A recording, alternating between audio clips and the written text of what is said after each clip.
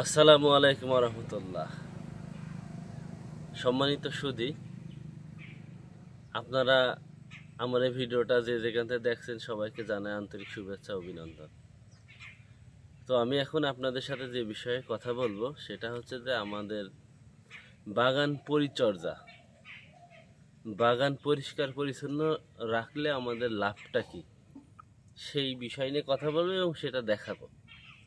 আসলে অনেকেই বাগান করে 10 বিঘে, 15 বিঘে, 25 বিঘে, 3 বিঘে, 4 বিঘে। তো আমার কথা হচ্ছে যে 20-25 বিঘে, 30 বিঘে, 10 বিঘে করার চাইতে 1 বিঘে যদি পরিষ্কার পরিচ্ছন্নভাবে করা যায় তাহলে তাতেই লাভ।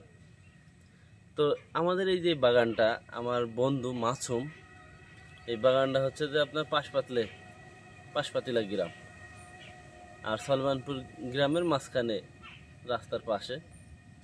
তো আমি এই বাগানটা আপনাদের ঘুরে দেখাবো। একটা মরিচা রোগ দেখাতে পারবেন না, বা আমি দেখানোর চেষ্টা করব যে আছে কি নেই। এবং এই যে একটানা যে বৃষ্টি হয়েছে, তো অন্যান্য যে সমস্ত বাগানগুলো আপনারা দেখেছেন, আমি ভিডিও করেছি, প্রত্যেক বাগানে ঘাসে ফলে মানে একেবারে জীর্ণ শীর্ণ অবস্থা। জমিতে ঘাস থাকলে ক্ষতি কি? জমিতে যে ঘাস থাকে, এই পোকামাকড় ঘাসে জন্ম নেয়, ঘাসেও বসে, গাছেও বসে। আর এই যে বাগানটা দেখছেন, কোনো ঘাস নেই, আর গাছে ফুল দেখেন, ফল দেখেন, কি অবস্থা। আর মূলত যে বিষয়টা আপনাদেরকে বলতে চাচ্ছি, যে এই যে মরিচা রোগের যে ট্রিটমেন্টের কথা আপনারা আমার দোকানে আসেন বা আমার ফোনে, আমার মেসেজে আপনারা বলে থাকেন, আসলে মরিচা রোগটা শুধু ভাইরাস নয়, এটা 2-3টে কারণে এই রোগটা আসে। তো আমি মূলত আমার যে সমস্ত কৃষক ভাইরা আপনারা রয়েছেন তাদের উদ্দেশ্য করেই কথাগুলো বলছি। সেটা হচ্ছে যে আপনাদের জমি পরিষ্কার পরিচ্ছন্ন রাখার চেষ্টা করবেন এবং নিট অ্যান্ড ক্লিন রাখবেন। কারণ এই সমস্ত রোগবালাই বেশিরভাগই যে পোকা খালি চোখে দেখা যায় না, একদম গুঁড়ো পোকা, ফলের গায়ে বসে বসে রস খাওয়ার পরে ফলের গায়ে তিলে তিলে দাগ হয়, এইটাও একটা কারণ হতে পারে। তো আমাদের এই বাগানটা এখন আপনাদেরকে দেখাবো যে আমাদের এই বাগানে কোনো ওই রোগ আছে কি নেই সেটা দেখাবো ইনশাল্লাহ।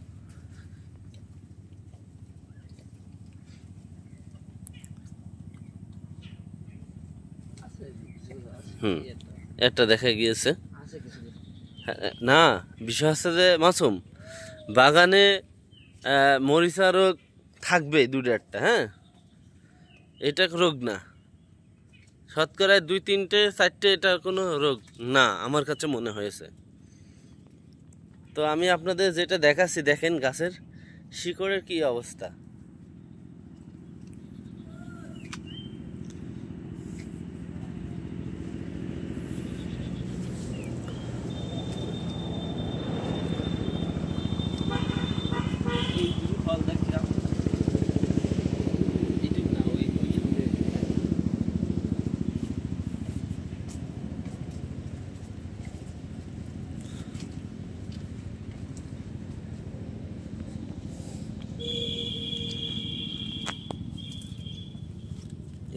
তো ভাই, আপনাদের যে বিষয়টা, আমি যে মেসেজটা আপনাদেরকে দিতে চাচ্ছি সেটা হচ্ছে যে ভাই, আপনারা আপনাদের জমি ঘাস মারা, ঘাস পুড়া বা ঘাস পচা দিকে না যে আপনি জন নেন।